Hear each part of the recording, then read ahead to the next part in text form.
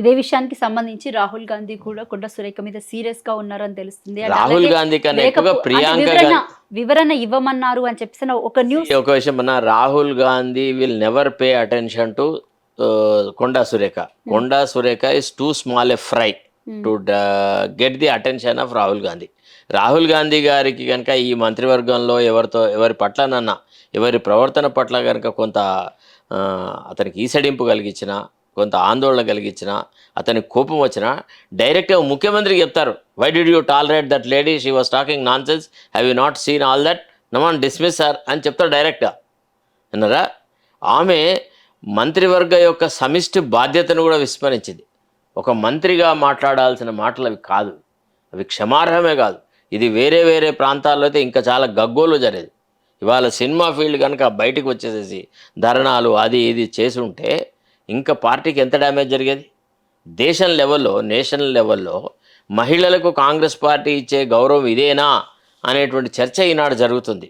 అంటే ఈమె ఒక్క వ్యక్తి యొక్క దుందుడుకు చర్యల వల్ల కాంగ్రెస్ పార్టీకి దేశవ్యాప్తంగా చెడ్డ పేరు వస్తుంది కదా. ఇదంతా రేవంత్ రెడ్డి ఆడిచ్చిన డ్రామా అనుకోవచ్చా? కొండా సురేఖ చేసినటువంటి వ్యాఖ్యలు వెనుక అసలు కొండా సురేఖ ఎవరో చెప్తే వింటదని నేను అనుకోను. రేవంత్ రెడ్డికి ఈమె ద్వారా డ్రామా చేయాల్సిన అవసరం కూడా లేదు.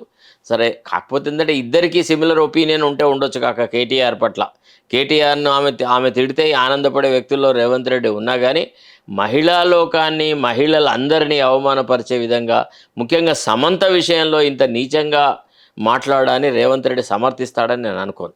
కాకపోతే మరి పార్టీ హైకమాండ్ యొక్క అనుమతి లేకుండా ఈమెను తొలగిస్తే రేపు ఏమైనా సమస్యలు వస్తాయేమో.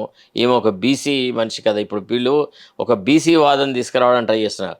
కొంతమంది కావాలనే ఏదో రకంగా కొండా సురేఖ రాజీనామా పెట్టి బయటకు వచ్చేసేసి బీసీ ఉద్యమానికి ఊతం ఇచ్చేసేసి భవిష్యత్తు లోపల రేవంత్ రెడ్డికి వ్యతిరేకంగా కొట్లాడడానికి ఈమెను ఒక ర్యాలింగ్ పాయింట్ లాగా చేయాలా అని చెప్పేసి కొంతమంది బీసీ ఉద్యమకారులు ట్రై చేస్తూ ఉన్నారు.